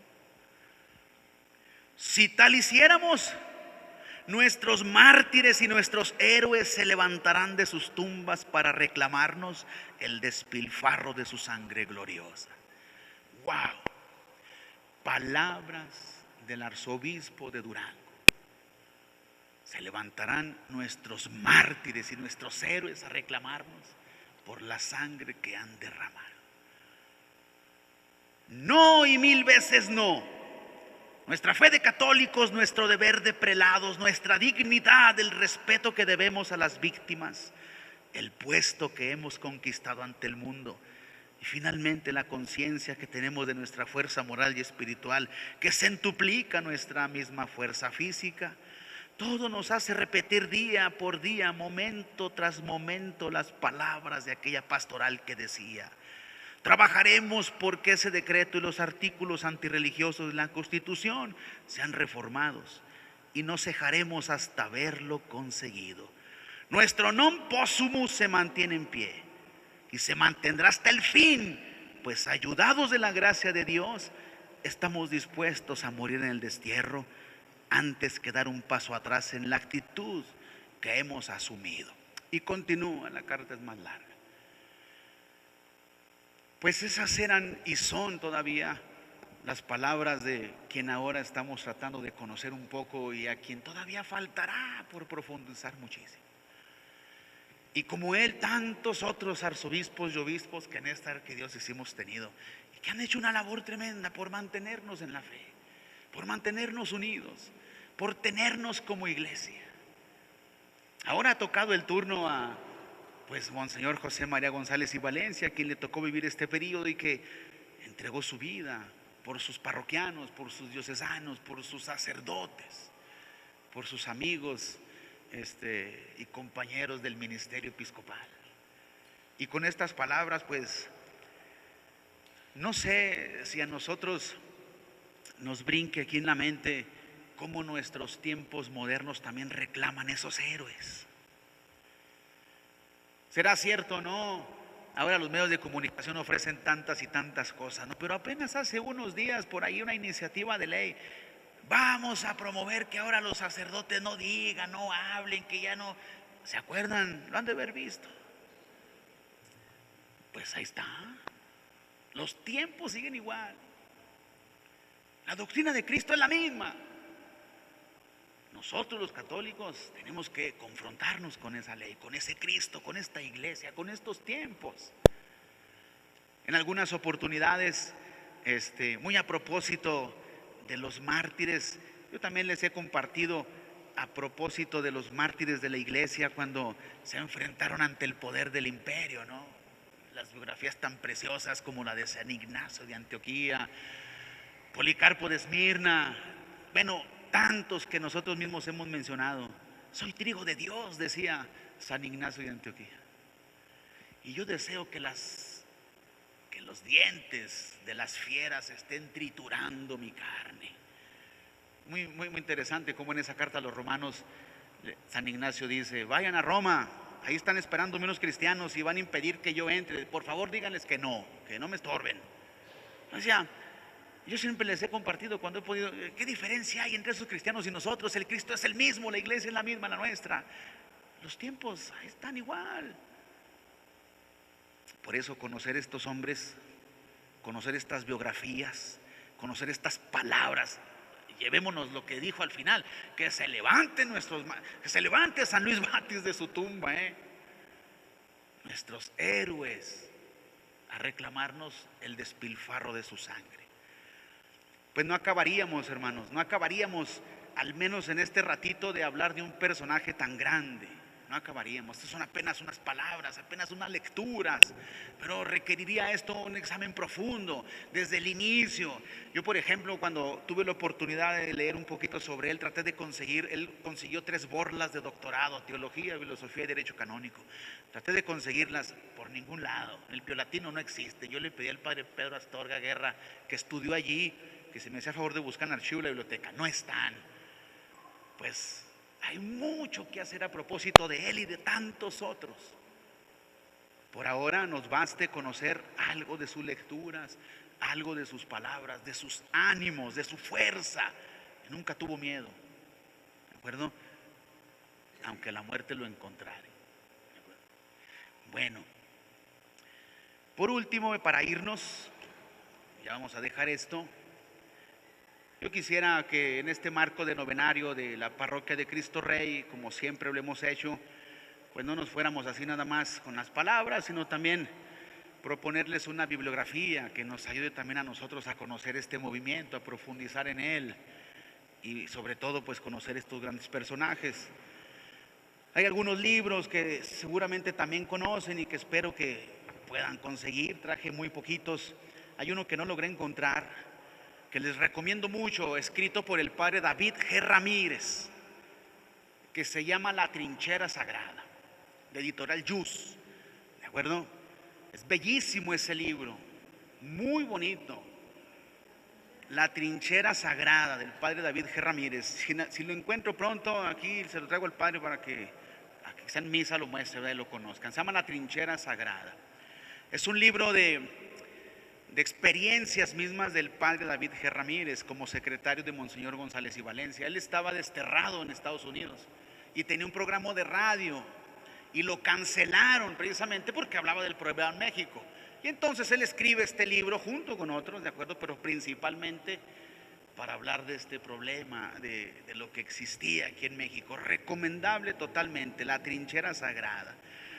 Existe, por supuesto, si es que ustedes quisieran profundizar en el movimiento de la cristiandad aquí en Durango, El Caudillo Sagrado de Antonio Avitia Hernández, ¿de acuerdo? Lo menciono y si alguien se interesa al final aquí lo viene y lo ve, ¿de acuerdo? El Caudillo Sagrado, que habla precisamente de cómo el movimiento, particularmente armado, se dice que comenzó aquí en Durango, en un poblado que se llama Santiago Bayacora, con el señor Trinidad Mora. La historia viene allí, y entonces como él mismo junta a los vecinos y cuántas armas tenemos, y ahí vienen los federales y los primeros balazos fueron ahí. Aquí lo dice, aquí en Durango, y después se fue a Guadalajara donde lo asesinaron y murió allá, ¿de acuerdo? Pero ya para entonces en Guadalajara pues el movimiento también estaba surgiendo como armado, que recuerden que primero sucedió como pacífico, con el boicot económico, Anacleto González Flores el maestro, la promoción, las damas católicas, la Liga de la Defensa Nacional, etcétera, ¿no? Bueno, Luis Rivero del Val, Entre las patas de los caballos, muy famosísimo obviamente, ¿de acuerdo? Y luego El coraje cristero de Jan Meyer, también muy conocido, al menos el autor Jan Meyer, un gran francés que se ha interesado mucho por nuestra historia. Y junto con este del coraje cristero, pues seguramente conocerán este otro que se llama La Cristiada, que es una edición especial de Clio, en donde, pues muy bien hecha, con imágenes. Este sí tiene más monitos, ¿verdad? A lo mejor este sí pudiera interesarnos más, que tiene muchas fotos muy interesantes y también es de Jan Meyer. Por supuesto, pues no podría faltar entre los libros de su biblioteca los 2 tomos, yo traje nada más uno porque por sí, los 2 tomos del padre Fidel González Fernández que se llaman Sangre y Corazón de un Pueblo, ¿de acuerdo? En el que narra toda la historia de México, desde los tiempos prehispánicos, etcétera, hasta la época de la cristiana, y sobre todo el volumen 2. Está muy interesante porque él tuvo la oportunidad de entrevistar a personas todavía vivas que vivieron en carne y hueso, aunque hayan sido pequeños o adolescentes en el momento, pero vivieron la cristiada y están registrados como testimonios en el segundo libro. Entonces, no solamente vienen sus testimonios, sino que vienen las biografías, pues ahora sí que de casi todos los mártires del siglo XX en México: Luis Magallanes Servín, Anacleto González Flores, los de Durango, etcétera, etcétera, etcétera. Muy recomendables los 2 tomos. Y entre estos, pues todo lo que se pueda conseguir a propósito, pues es muy recomendable. Así que ojalá que esto sí sea solamente, como dije, una semilla, así, y que vaya germinando poco a poco en el interés de conocer no solamente el movimiento, sino pues estos personajes como el que conocimos ahora. Bendito sea Dios que ahora tenemos en nuestra arquidiócesis la presencia de Monseñor, que ha motivado al conocimiento y a la vivencia de la experiencia de los mártires de Durango. Antiguamente aquí colgaban de nuestras parroquias las fotografías, pero ahora hay peregrinaciones, ahora hay asistencia, ahora hay conocimiento. Ojalá que los mismos mártires nos hagan nacer el deseo también de ser mártires de este siglo, ¿verdad? Ojalá que la presencia de los mártires, ¿de acuerdo?, nos haga sentir la adherencia a Cristo. En alguna ocasión le pregunté a un maestro que nos daba una clase sobre estos temas, ¿no? Le decía, ¿cómo es posible que hayan dado la vida? O sea, a uno le da miedo cualquier cosa, ¿no? Y ellos tenían el arma, tenían el león, tenían la fiera y decían, soy cristiano, te voy a matar. Decía Policarpo, estrena un instrumento de tortura conmigo si quieres, no tengo miedo. Entre más me duela, más pronto llego al cielo. Yo decía, pero ¿cómo es posible? ¿Cómo le hacen para no tenerle miedo? Y decía el maestro, Jan Mikrut, se llamaba mi maestro, es que ellos se sentían de pertenencia de Cristo. Ahí está. Cuando no te sientes perteneciente a nuestro Señor, pues eres perteneciente de otro lado. Y sí da miedo. Por eso que nuestros mártires de Durango, que la figura de José María González y Valencia, Monseñor, pues nos hagan crecer en nuestra fe, nos hagan impulsarnos, ser valientes ante estos tiempos, y no pasivamente, sino activamente. El año pasado reflexionamos un poquito cómo fue que nació el grito de Viva Cristo Rey, ¿se acuerdan? Cómo se desprende esta solemnidad de la solemnidad del Sagrado Corazón de Jesús. Y nosotros pertenecemos a esta parroquia que debe de henchir nuestros corazones, debe de iluminar nuestra vida. Cristo Rey del universo. Así que pues esos son los deseos, esos son las intenciones, y con esto termino, Padre. Muchas gracias, me voy porque tengo que ir a trabajar.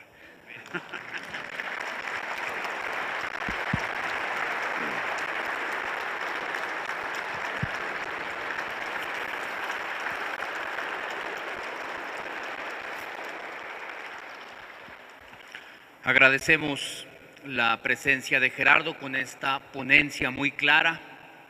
sin lugar a dudas que nos deja a nosotros con un hambre de seguir conociendo más, particularmente de nuestros santos mártires.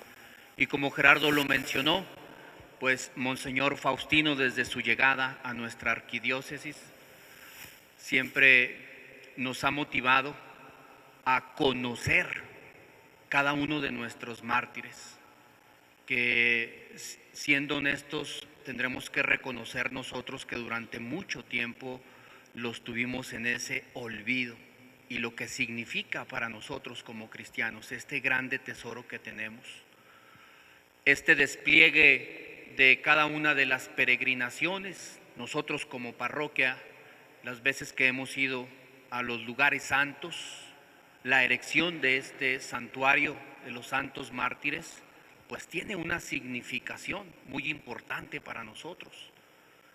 Esta epopeya, esta gesta cristera que se gesta aquí en nuestras tierras, que vibraron, que se bañaron con sangre, que no fueron los únicos, ¿verdad, Gerardo? No fueron los únicos que perdieron la vida.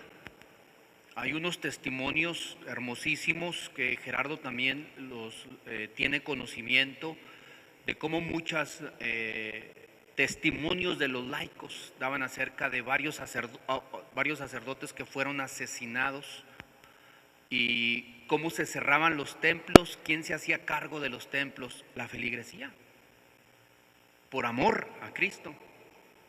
No dejaban al algarete los templos, sino que ellos mismos eran los encargados, en este caso, de estar custodiando todo lo que estaba ahí y lo que significaba. Vamos a dejar un espacio muy corto. Si hay alguna pregunta, alguna aportación, es el momento de hacerla. Ahí tenemos los micrófonos.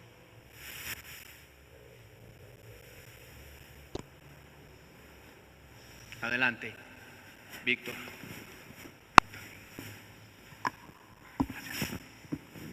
Bien, buenas noches a todos ustedes. Creo que iniciar felicitando al licenciado Gerardo Moreno por su muy elocuente exposición y hacer una pregunta referente a la participación activa de Monseñor González y Valencia en el movimiento. Sabemos que ha sido señalado como un ferviente promotor y un valiente defensor del movimiento cristero, que inclusive fue recaudador de fondos para la resistencia que había aquí en Durango, encabezada por personajes como don Jesús Sáenz Cerrada, que es el protagonista de la novela Héctor, la novela cristera. Entonces, él recaudaba fondos, acudía a sesiones también donde estaba la resistencia, el enviado de la Liga Defensora. ¿Cuál era la relación y qué tan verídica es esta información, y además la relación que tenía con el general Eulogio Ortiz de la zona militar, persecutor anticatólico de la iglesia y ferviente también persecutor de los cristeros en Durango? ¿Cuál era la vinculación? Porque sabemos que también sufrió de persecución física, porque era señalado no solamente defensor desde el púlpito, sino que acudía a defender también a los cristeros. Y efectivamente señalado como uno de los obispos que estaban en esta línea, así lo menciona Jen Meyer en sus 3 tomos de la Cristiada, de los obispos defensores y promotores, porque había obispos neutrales y algunos, como el de Chihuahua, que hasta inclusive habló de la excomunión para quien participara en el movimiento. Entonces, ¿qué nos pudiera comentar sobre eso, sobre esta actitud abierta, donde él era también un promotor muy activo aquí en Durango?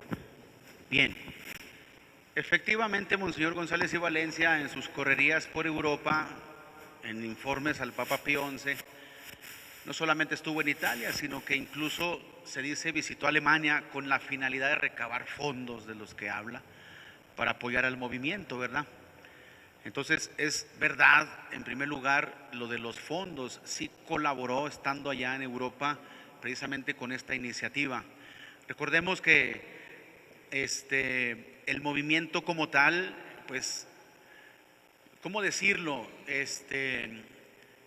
Literalmente empezó sin fondos, por decirlo con las mismas palabras. Era un movimiento que empezó primero pacíficamente y que después declina en un movimiento bélico. Y en cuanto pacífico y bélico, pues necesidades había.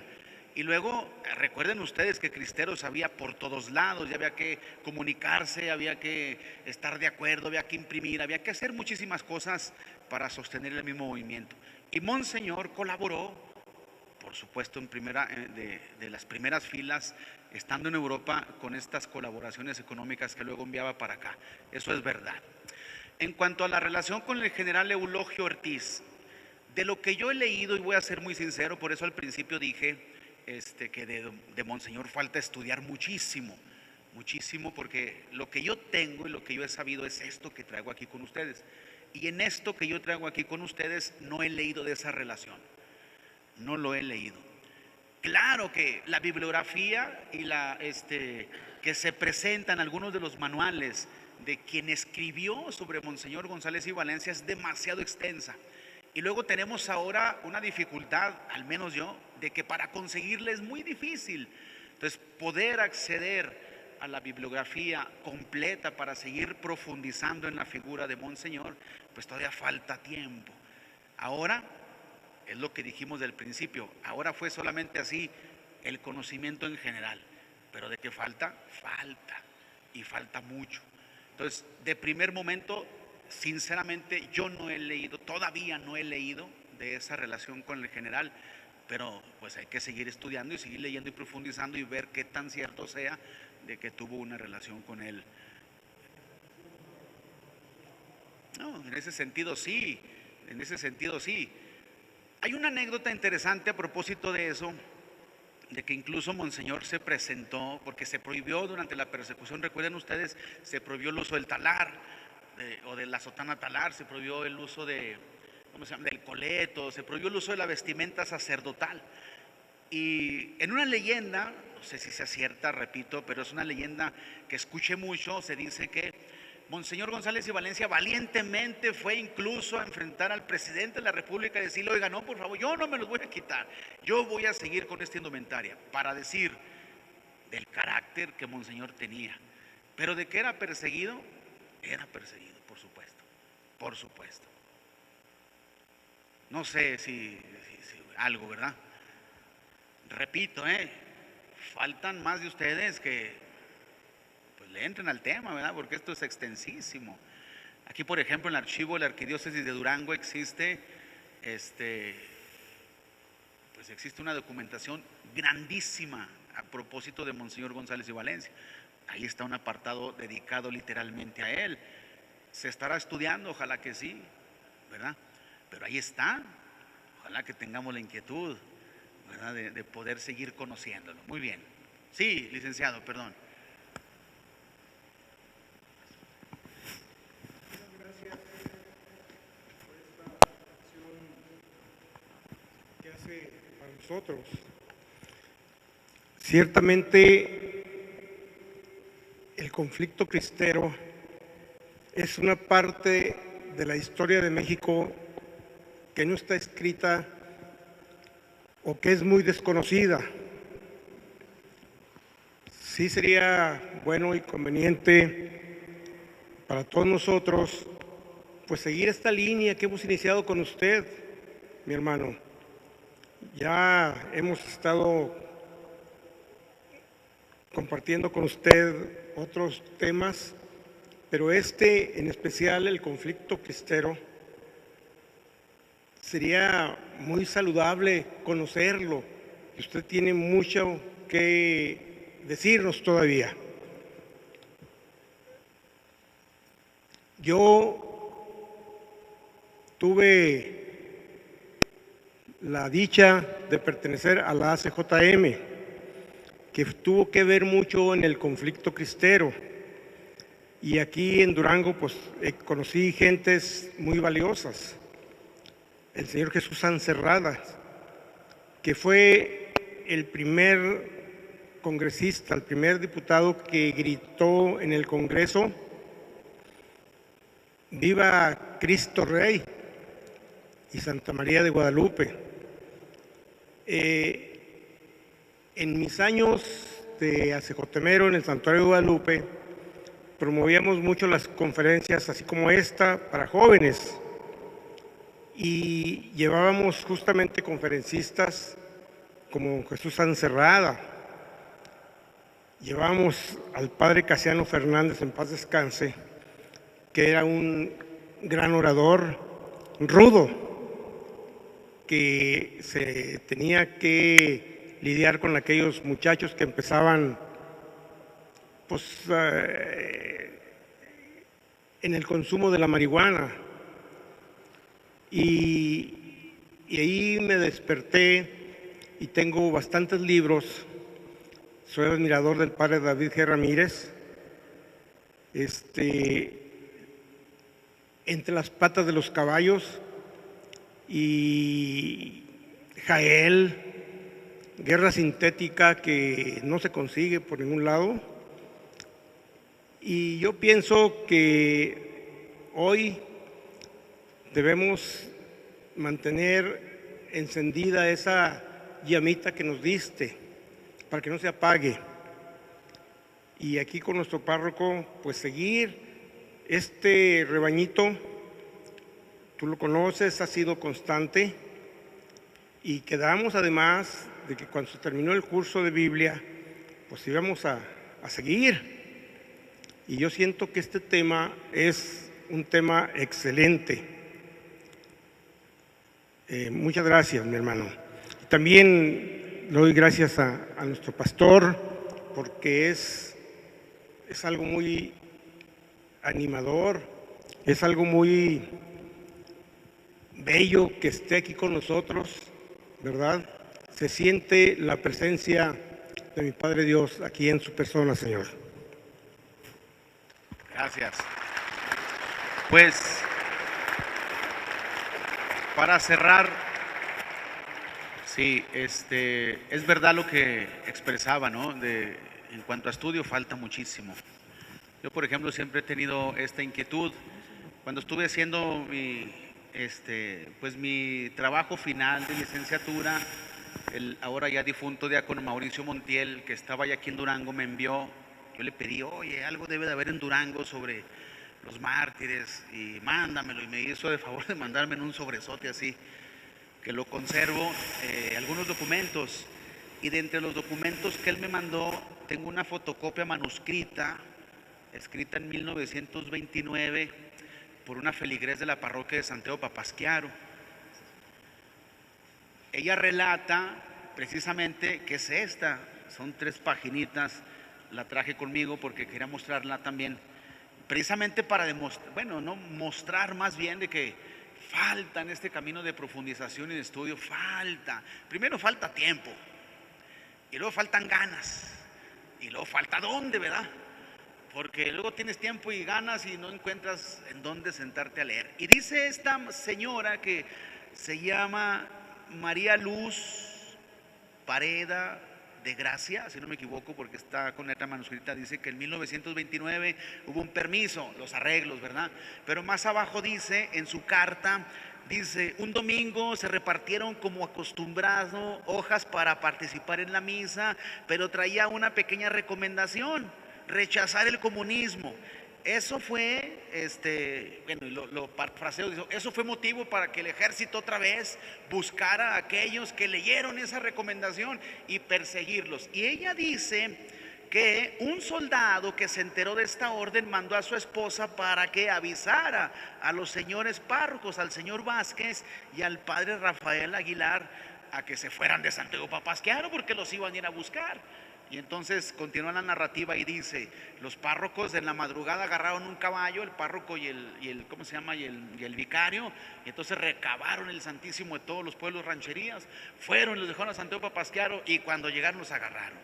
Y entonces ella misma narra que ella siguió a los padres en el tren de Santiago Papasquiaro a Durango, y dice aquí en la carta, dice: el señor Vázquez, que era el párroco, fue llevado a México. El padre Aguilar se quedó preso allí. Está hablando de la 10ª zona militar, actualmente la conocemos todos, en donde anteriormente relata que eran las instalaciones del seminario, la capilla que era una caballeriza. Lo relata la señora, dice: yo estaba allá afuera viendo todo. Dice: el padre Aguilar se quedó preso allí y allí fue fusilado. Y continúa la carta, ¿no? Incluso al final dice, dejo mi nombre y mi número de teléfono por si quieren más información, etcétera. Yo no sé si alguien le llamó, yo no sé si todavía vive la señora, yo creo que no. Ella mencionó, hermano, pues hay que investigar todo esto, es un testimonio escrito que ahí está. Habría que buscar, pues darle seguimiento a esto. Quizá también el padre murió mártir, murió por odio a la fe, quizá por la persecución. Estamos en el 29. Por eso vuelvo a repetir, pues falta mucho, ¿verdad? Esto apenas fue así, solo leído las letras de las palabras de Monseñor. Así que bueno, pues los invito a que continuemos con esto, ¿verdad? Profundizando. Aquí están los libros, yo se los presto. Sí, allá. Sí, buenas tardes. Buenas tardes. Me encantó su ponencia, muchas gracias. Gracias. Quería preguntarle, las aportaciones de las mujeres en la guerra cristera fueron muy importantes, no solo en el tema pues de logística, transporte, inclusive algunas que directamente participaron tomando las armas. De hecho, hay autores que las señalan como una de las principales precursoras de que este movimiento se pudiera expandir. Hay varios grupos, entre ellas las brigadas, traigo el nombre anotado porque se me olvida, brigadas femeninas de Santa Juana de Arco, o las damas católicas mexicanas, grupos que fueron fundamentales para esto. A mí alguna vez me gustaría que se visibilizara más estas aportaciones, sobre todo porque es justo hacerlo. Sí. Y creo que la historia debe de registrarlo con la mayor importancia que la tuvo. Claro. Y dos, porque creo que las mujeres de todas las edades y de todas las épocas requerimos signos visibles, sí, de las posibilidades que tenemos como mujeres para aportar en cualquier ámbito en el que nosotros queramos hacerlo. Sí. Y creo que en la Iglesia Católica tenemos grandes posibilidades de hacerlo. Sin embargo, creo que en ocasiones no lo terminamos de visibilizar tanto, no por intención, mala intención ni nada, sino simplemente porque a lo mejor la costumbre es otra, ¿no? O los enfoques de la historia han sido otras. ¿Qué nos pudiera comentar al respecto? Muchas gracias y felicidades. Gracias. Excelente su ponencia. Gracias. Le voy a comentar algo muy breve. Cuando el padre preparaba el novenario, habíamos previsto ya una intervención como esta. Hicimos un catálogo. Y cuando estábamos por decidir, todavía días antes al novenario, quedaron como propuestas dos temas: las mujeres y Monseñor González y Valencia. Entonces, esto para decir que tenemos preparado el asunto de las mujeres en la iglesia y en el movimiento, obviamente, que luego la intención es pues tener una ponencia a propósito y visibilizar. De hecho, Monseñor las menciona en algunas de sus pastorales como colaboradoras del movimiento, por supuestísimo, eso es evidente. Entonces, aparte de que es importante el papel de las mujeres desde siempre, pues hay que esperar próximamente una pequeña intervención sobre el papel de las mujeres en la iglesia y también en el movimiento cristero. Estaremos atentos a propósito, ¿eh? Muy bien. Sin duda alguna que ha sido una noche muy enriquecedora. Continuamos con nuestros deseos de seguir conociendo y enamorándonos más de nuestra historia, en particular de esta epopeya cristera. Le pedimos a Monseñor Faustino que nos honre con su bendición para culminar estos trabajos de este día de nuestro novenario. Bueno, junto con la bendición, una reflexión agradeciendo al licenciado su aportación. Creo que fue muy atinado que le pidiéramos a la arquidiócesis que pasara esta conferencia por los medios electrónicos, porque necesitamos difundir estas historias y Durango necesita despertar históricamente. Un servidor el día viernes cumple 6 años aquí. Y hace 6 años al llegar yo me dediqué a recorrer el territorio. Y me entré a nombre de Dios sin avisarle al párroco, ni cuenta se dio que fui. Y vi en la parte trasera, en una esquina, 5 fotos abandonadas que yo no los conocía.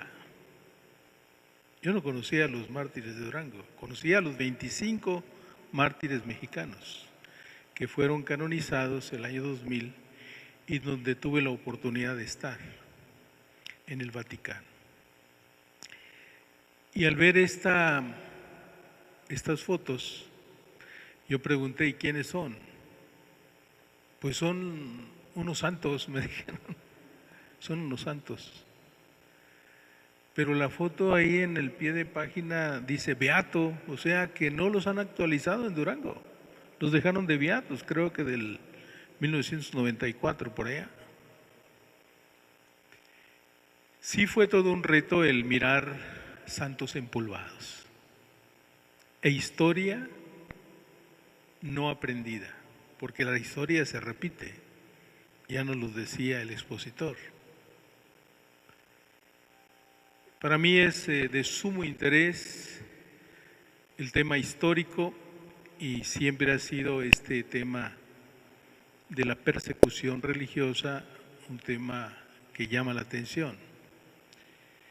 Yo soy de Sonora y mi arzobispo, que llegó en 1920 a aquella arquidiócesis, fue perseguido, literalmente.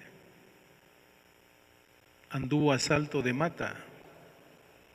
Y yo me dediqué a promover mucho su vida y su obra en el marco de la persecución religiosa, junto con los sacerdotes. El seminario lo traía en la sierra y allá ordenaba a los sacerdotes y él daba todas las clases.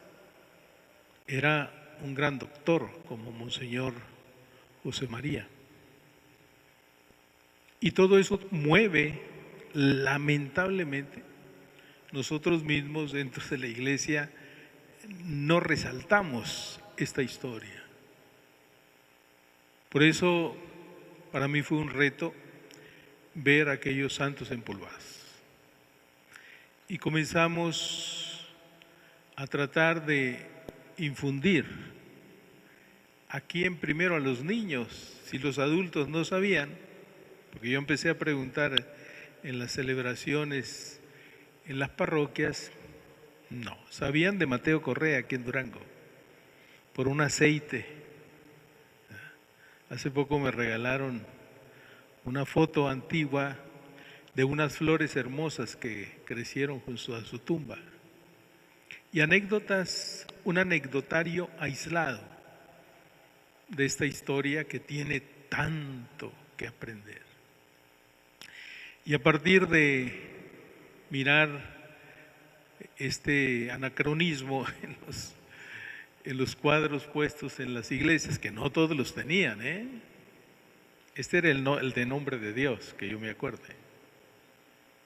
Ahora todos deben de tenerlos.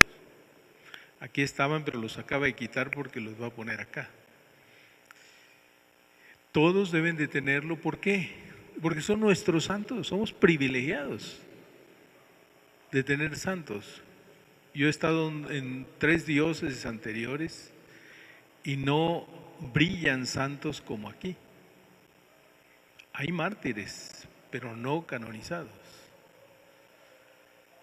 Y nosotros tenemos 5. ¿Y dónde está el templo de los mártires? No hay, me dijeron. Por ahí está una parroquia sin techo, San Luis Batis. Y curiosamente me viene a encontrar una hermosa parroquia en Bogotá, Colombia, hasta allá. Y en Durango, pues no hay para los santos mártires. Están ahí en Catedral, por ahí en un rinconcito, están por allá en Chalchihuites, 4 de ellos, y no me incluían a San Mateo Correa, o sea, puros mártires. Ahora son mártires duranguenses porque están murieron en la Arquidiócesis de Durango.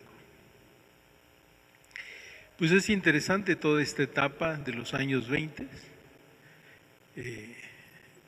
que en la exposición del licenciado nos recuerda, él le llama epopeya, yo le llamo directamente persecución religiosa, porque persiguieron y mataron, querían matar a la iglesia. Con lo de hoy, socialismo y comunismo. Sin embargo, tenemos claras las palabras de Jesús: todo pasará, pero y yo estaré con ustedes siempre. Esta es la conciencia del mártir. Yo estaré contigo, y el bautismo de sangre es para que tú estés conmigo. Monseñor llegó el 22 como obispo auxiliar y el 24 como obispo, arzobispo residencial. Y el 25 y la víspera de la Virgen de Guadalupe, el Papa Pío XI decretó una encíclica que se llama Quas Primas sobre el reinado social de Cristo Rey. Hermoso. Si ustedes la leen, hagan de cuenta que el contexto social es el mismo de hoy, el mismo. Sembrar otros valores en una tierra donde pues María de Guadalupe la riega todos los días con su bendición y con su presencia. Imposible. Pero en ese imposible hubo una lucha y hubo unos mártires. No nos extraña que hoy haya mártires también.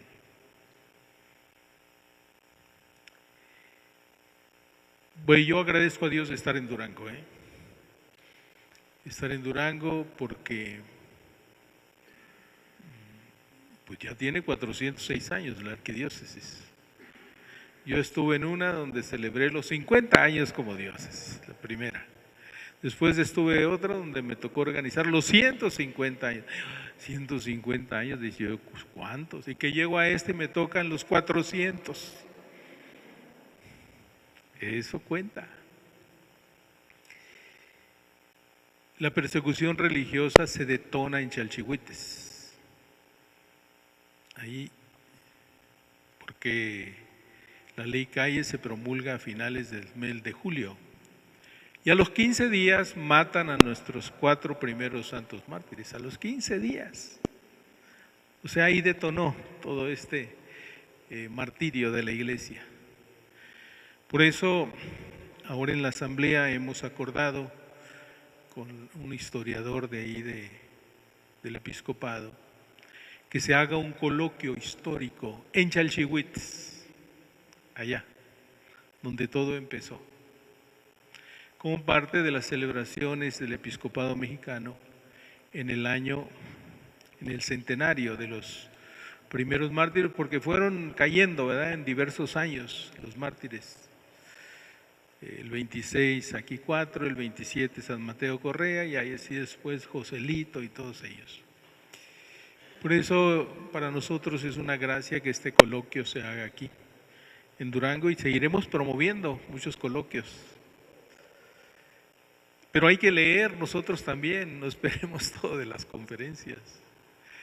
Ahorita se preguntaba de la participación de la mujer, si nosotros leemos Coraje Cristero, ahí vemos a las mujeres altas en las espinas cuando iban huyendo porque ahí venían los federales detrás de ellos, detrás de sus esposos y con sus niños. Hace poco hicimos un congreso para la mujer, el primero aquí en Durango, no sé si en el público, pero el primero aquí en Durango, con más de 500 mujeres para ser el primero. Ya veremos el segundo el año que entra. Pero sí queremos, es justo y necesario destacar el papel de la mujer en nuestro entorno, en la historia, hoy y en la iglesia. Sin duda en la iglesia, una tarea que el Papa Francisco se dio a realizar impulsando precisamente ese papel, y hasta hay dicasterios, secretarios del Vaticano, que prácticamente están dirigidas por una mujer, y eso es del Papa Francisco, hace poquito. Bueno, como decía el licenciado, es un tema muy apasionante, y a quienes nos gustan estas historias, pues aquí podemos estar toda la noche. Agradecemos a todos los que se conectaron en las redes sociales. Agradezco al padre Bernardo. Yo vine porque vi la promoción, por eso vine. Pero gracias por ratificar la invitación, y sin duda estos momentos hay que repetirlos, y lo vamos a hacer de manera muy ordenada a lo largo de todo el 2026, porque desde el 15 de agosto hemos decretado en la arquidiócesis el año jubilar. Le hemos pedido al Papa que nos diera la gracia de hacer un jubileo desde el 15 de agosto hasta el 15 de agosto del próximo año. Y entre las muchas actividades y congresos que tendremos, como ya tuvimos el de la Eucaristía, haremos también coloquios de esta naturaleza, resaltando toda esta valentía de la Iglesia Católica en Durango. Hay muchos otros estados donde se dio este sufrimiento, incluido nosotros en Sonora, que estamos tan lejos. ¿Por qué se dio en Sonora? Porque el gobernador de Sonora era sobrino de Elías Calles, nada más por eso. Y le dijo el sobrino a nuestro arzobispo, que sí me tocó conocer, y que yo tomé el mismo lema, tengo su pectoral, ómnibus, me he hecho todo para todos. Le dijo al arzobispo: usted y yo no cabemos aquí en Sonora, porque era arzobispo de todo Sonora. ¿Y qué hizo el arzobispo? Se fue. Pero se fue un ratito a Estados Unidos y regresó. Pero regresó a la sierra a huir de la persecución, pero no dejar abandonado a su pueblo. Por eso cualquier cosa que digan de la Iglesia Católica hoy, creo que hay que analizarla bien, porque la Iglesia siempre ha estado, aún en aquellos tiempos de Decio y la persecución en los primeros años de la Iglesia. La Iglesia siempre ha estado, con sus limitaciones y defectos y con todo aquello que se pueda resaltar. Sin embargo, la Iglesia ha estado allí. Los seguidores de Jesús han estado ahí. Me llama poderosamente la atención Monseñor José María González y Valencia. Pues yo soy un privilegiado porque lo tengo como antecesor. Yo soy el 10º arzobispo y él fue el cuarto arzobispo. Y ahí está en su foto una persona que se ve, bueno, cuando uno lee sobre él es cuando se da cuenta de realmente que había en ese temple de obispo. ¿Cuál fue su gran tarea? ¿Cuál fue su misión? Que nunca se hizo para atrás. Lo desterraron un tiempito a Roma, por allá lo tuvieron guardado, pero después regresó. De hecho, él murió hasta 1959, estuvo 30 años más por aquí. Yo tenía 4 años, así es que no tenía por qué conocerlo cuando él se murió. Entonces, sí es un gran personaje. Vine porque me llama mucho la atención todo su ministerio y la valentía que tuvo al destacar entre el episcopado mexicano, que eran poquitos obispos en aquel tiempo, ¿no? Ahora son 95 provincias eclesiásticas y creo que en aquel tiempo eran 12 nada más. Por eso el monumento de Cristo Rey tiene 12 columnas en el domo donde está el hermoso Cristo de bronce de 20 metros.